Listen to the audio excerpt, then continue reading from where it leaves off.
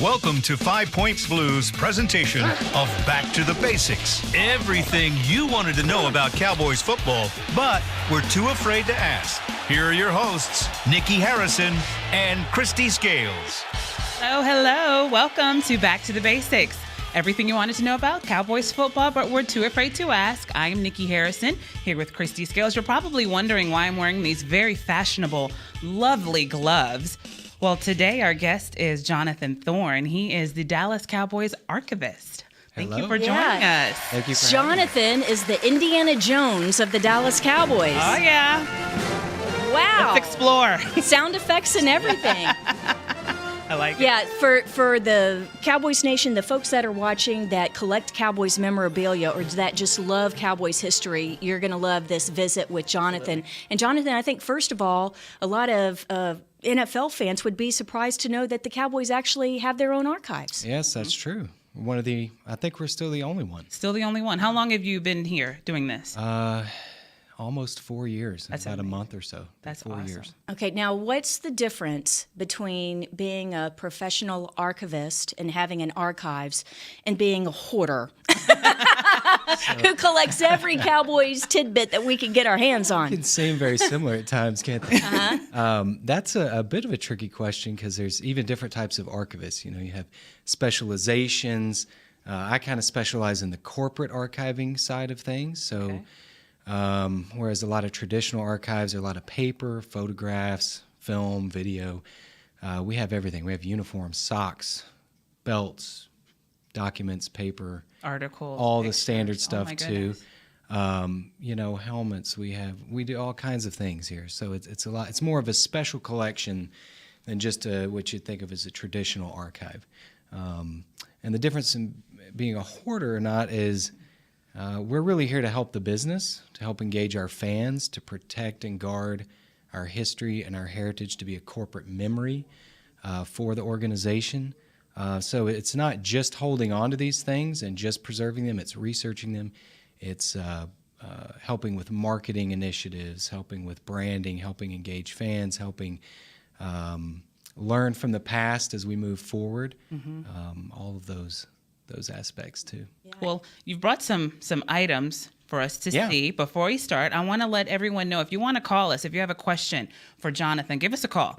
888-855-2297. Again, that's 888-855-2297. I just noticed your gloves match your jacket. Yes, I color coordinated for today. Wow, it really does. And then, Stylish. afterwards we're going to go perform a discectomy or something Okay, like that. I'm with it. But anyway, okay, Jonathan, what's the first thing from the Cowboys archives that you want to share? So I wanted to bring kind of a variety of materials so we keep, organize, discover, protect, preserve, conserve, utilize all of our physical assets related to our history and heritage, but also on the digital side, everything that we create today is history tomorrow.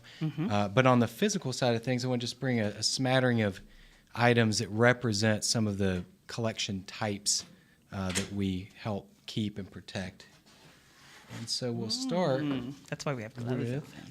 It's protected. Paper is probably one of the more common things you'd think of in an archive. So we have every game flip card and game stat book and player contract and all that stuff. This is kind of an interesting one. So this is the onion skin carbon copy from the typewriter of the August 5th, the first preseason game the Cowboys ever played in Seattle, Washington.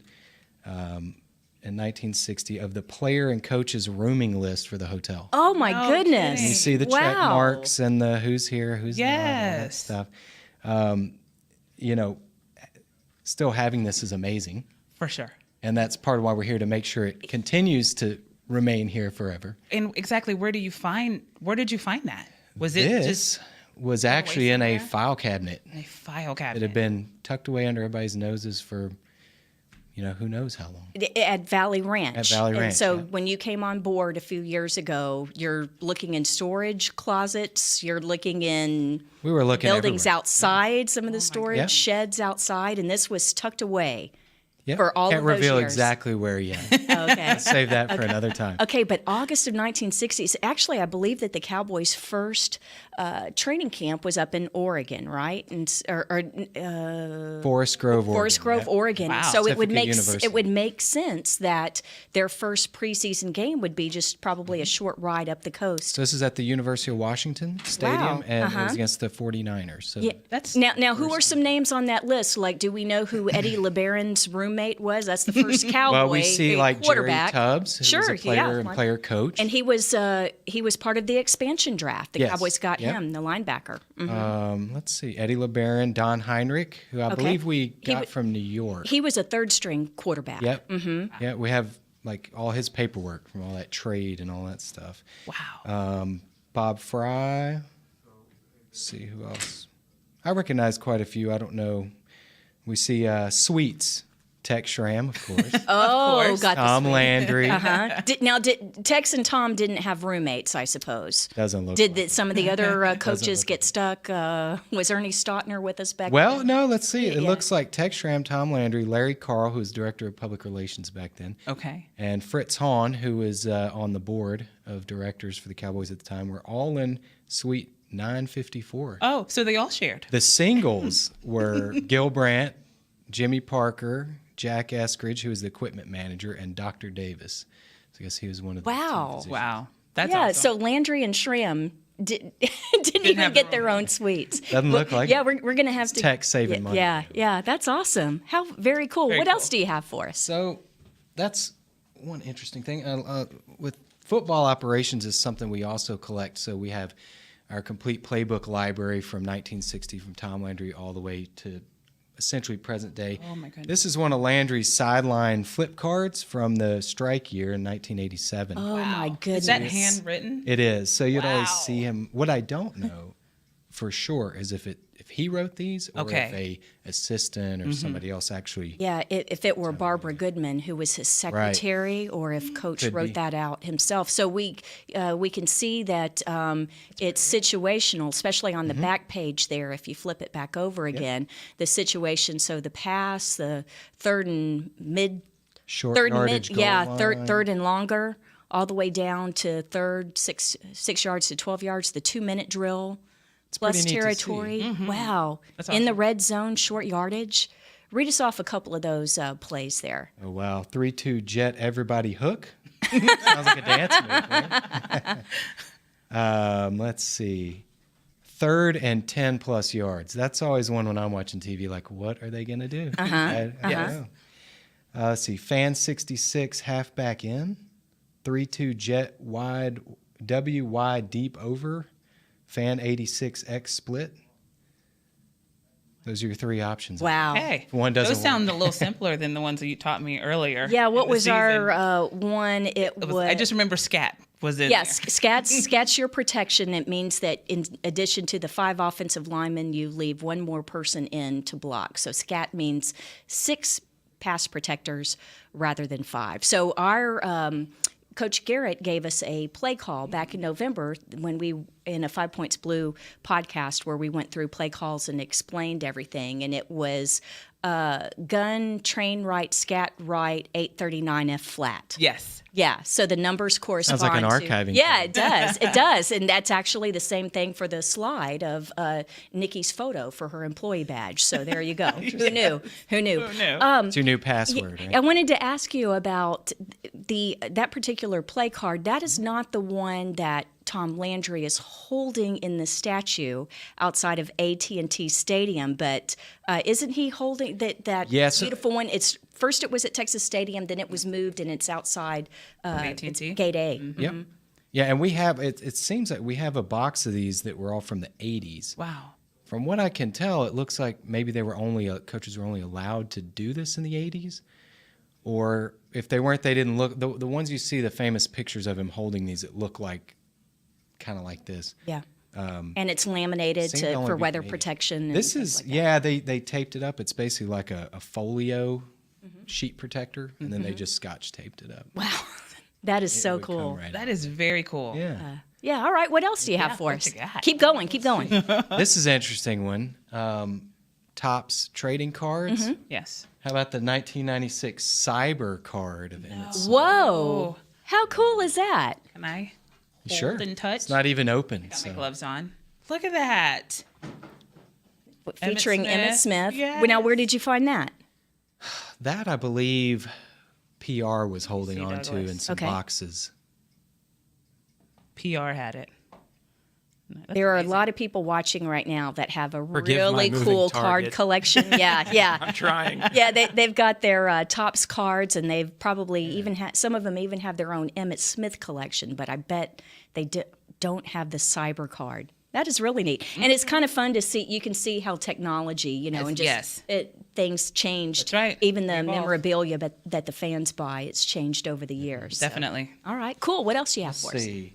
So we also house all of our publications, game programs, magazines, all of that. We're also responsible for digitizing them, preserving them, making them all accessible internally for our organization. This is, a lot of people have probably seen these before, but this is from 1975. There's the Dirty Dozen Oh, draft. wow. Right? Yes. So this, The Life with the Dallas Cowboys, was a publication that the personnel and scouting department would mail out to potential college recruits for the draft, I guess.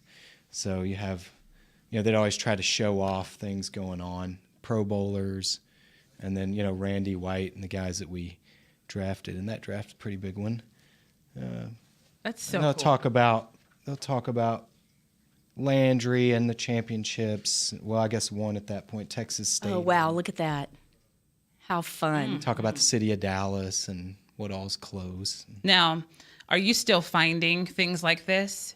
Or have you pretty much found everything and you're now just documenting and organizing? We always think you found it all, and then 5 or 6 pallets will show up somewhere that people have forgotten about, and they'll come grab you. Hey, check this out. Is this stuff we need to keep? What is it? And you realize it's business administration files from 1960 to 68, and it's like we should probably look through that and see it's probably valuable.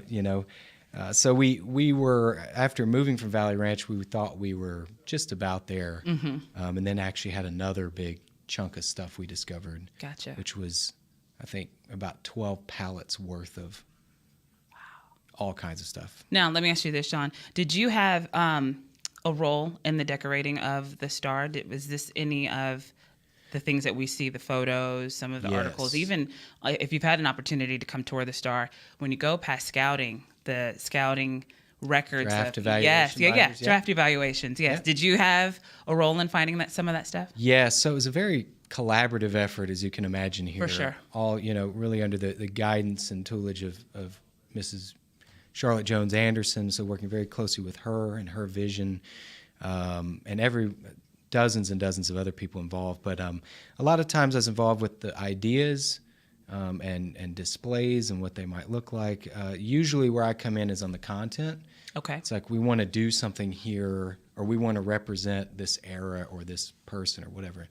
What do we have visually, audio-wise, artifactually, to represent X, Y, Z. Gotcha. And then any input on, if you're going to display something, are you protecting it from UV and from temperature and relative humidity fluctuations, and preserving the artifact as well? We actually had some ideas to have some artifacts embedded outside in the entertainment district. Kind of had to step away from that, not really from a cost standpoint, but more condensation, temperature, relative humidity, UV, all these different things. So there's a lot of considerations that go into it. So yes, a lot of the images were ones that we had discovered and had digitized. You mentioned the draft evaluation binders, knowing, do we have those? Where are they?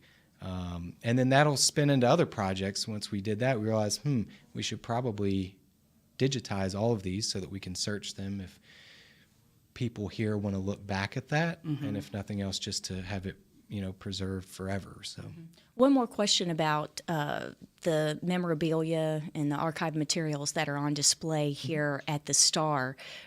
In the concept part of it, while you're planning everything and working with the companies that physically build the physical part of the displays. Was it important that you're able to change it a lot? Is that something where a person who took a tour this past year, if they come back another time, there's a chance they see different archival materials? Yeah, so some things are pretty static that are kind of iconic and want them to always stay there and be that way. Like our Pro Bowler wall, we got to be able to add to it. Our team photos, we've got to be able to add to that each year. So those were considered. Display cases were considered for rotation. I think that's more what you're talking about. So as time goes on, or a big event happens, or a big anniversary, we want to be able to have agility to switch that out if we want to. Yeah, and one thing you mentioned the scouting department in particular. So it's a big, long display case for those that haven't had an opportunity to tour the Star yet. And so there are 3 permanent, paper scouting reports, and it's the triplets, right? So you've got Troy, Emmett, and Michael, and then the 4th one is a cool digital thing. So you're able to. Who were some of the ones that go through on that? We highlighted the triplets, but that's only 3. So we want to be able to highlight other players that maybe aren't Hall of Famers or on that super iconic level, but were big parts of our history and heritage. So we have DeMarcus Ware, and we have Larry Allen, and we're going to continually update that with people like Billy Joe Dupree and Chad Bill Hayes Bates and people like that. And it was kind of fun because, you get to know people in here, like Tom Siskowski, one of our scouts. It's a friend of mine, and I was talking to him about that project one day, and he was telling me about how he scouted Larry Allen, or was a big part of scouting out Larry Allen.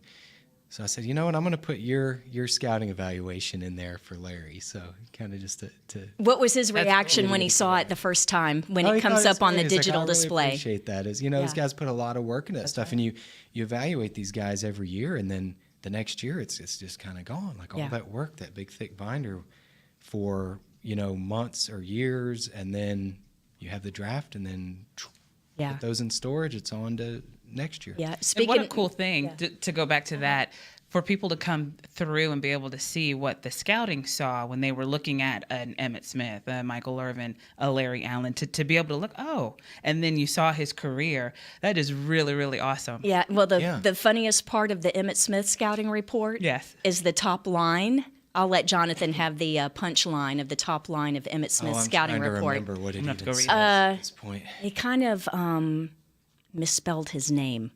The top line of the Emmitt Smith scouting report that's on display at the Star is EMMETT rather than an I in the middle there. Some are typed and some are handwritten and some are really verbose. And and there's also a scouting report on Troy Aikman, and it was written by Jim Garrett, the longtime Cowboy scout who is the late father of Jason Garrett, our head coach, and Judd Garrett, who now works in the scouting department. So Judd is carrying on the legacy in terms of scouting, and Jason carrying on the legacy in terms of coaching. And can I say one thing about these big binders you were talking about for scouting? Confession. As someone who geeks out over Cowboys history, one of the coolest writing assignments I ever had for a Dallas Cowboys Star magazine was to interview Jonathan.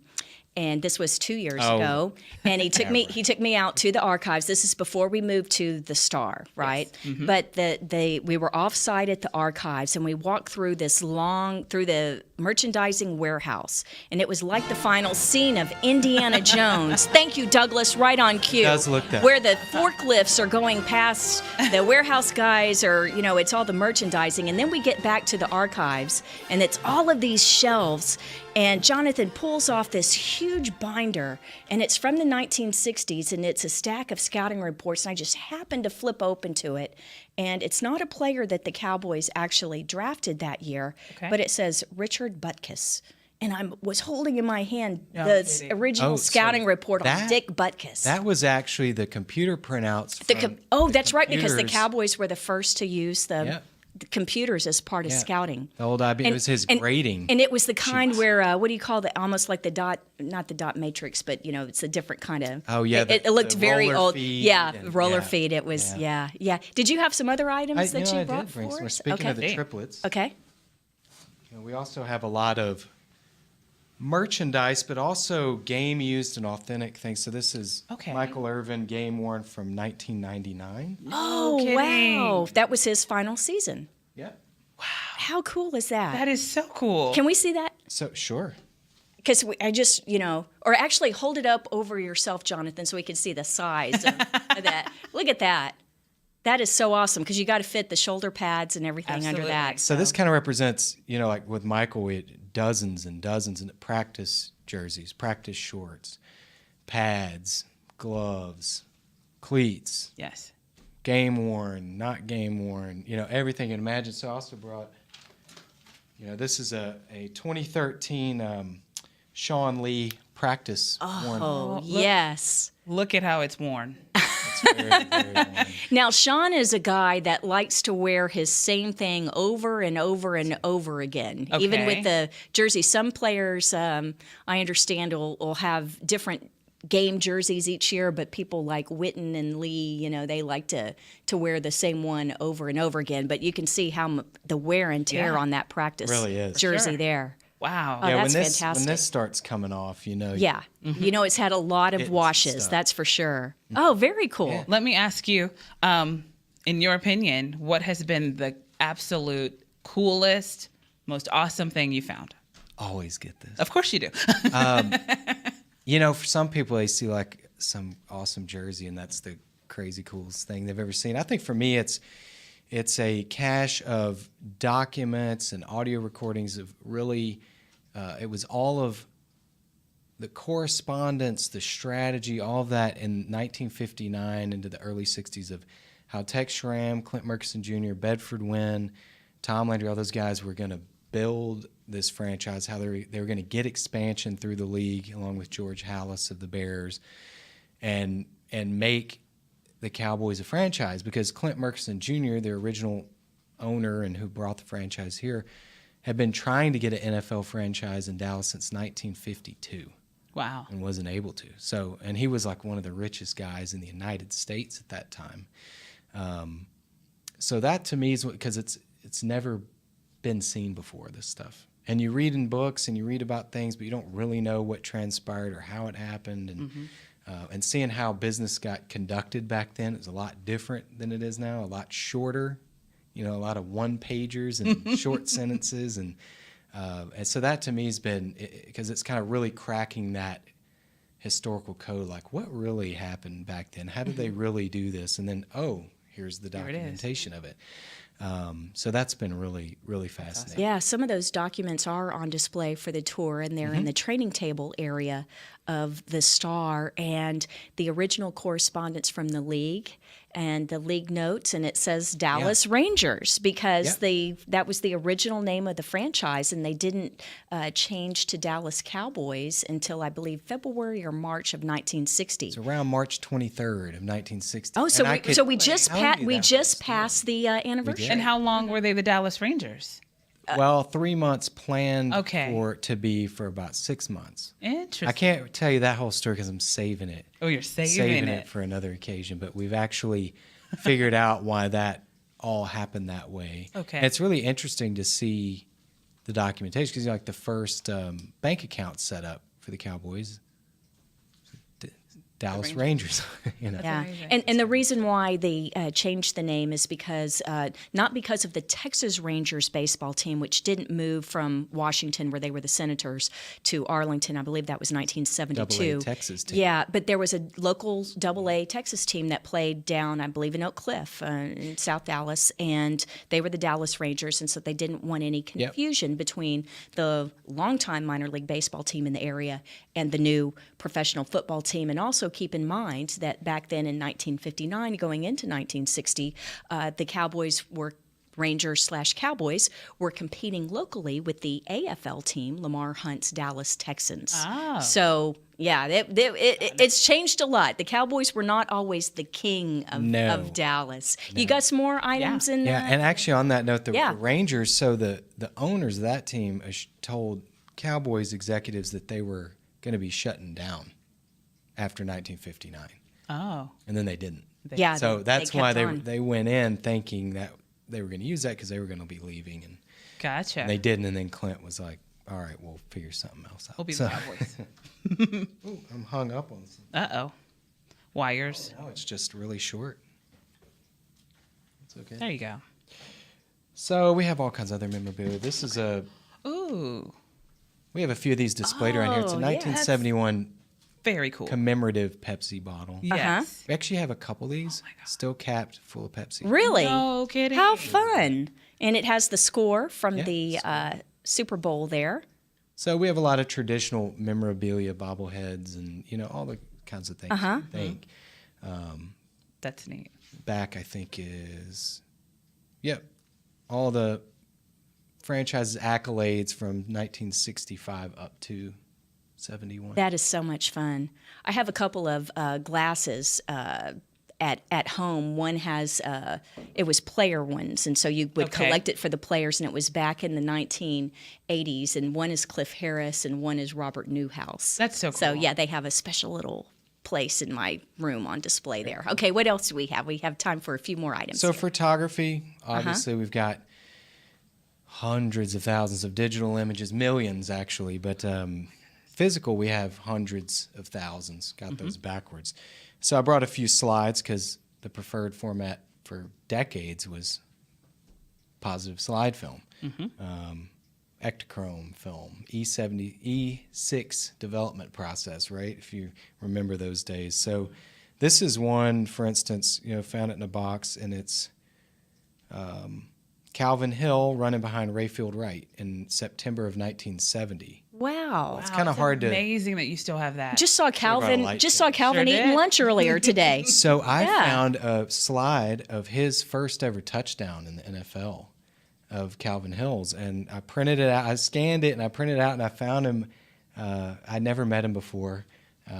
Right after I started working here, found him in the hall. I said, we couldn't figure out from the date on the slide and the look of the field if it was at New Orleans or at the Cotton Bowl, and we're looking at his stats. And anyway, I tracked him down. I said, I have to know, and I showed it to him. I was like, do you recognize this photo? And he's like, oh, yeah, that was my first touchdown. He remembered it like it was yesterday. Sure. It was Yeah. amazing. So was it in New Orleans or at the Cotton Bowl? I documented that and have forgotten. Yeah. I wrote it down to make sure. But, everybody who's watching can understand why Jonathan is like the most popular person in the building because don't know about that. you Find can all because kinds you of cool you stuff. find all sorts of cool things, and especially for the guys who are coaches and former players, Absolutely. Stuff that's been appreciate it. forgotten and the good, about. and the good old days, and everybody likes to Keeping be those remembered. legacies alive. Yeah. That's right. Sure. Yeah. This is just one I picked up. So I got backwards here. Well, I guess to the camera. This is trying to block a kick in Super Bowl V. Wow. Whoa. That's actually the one the Cowboys lost to the Colts. Yep. where Chuck Howley Baltimore was- Colts, not Indianapolis, but the Baltimore Colts.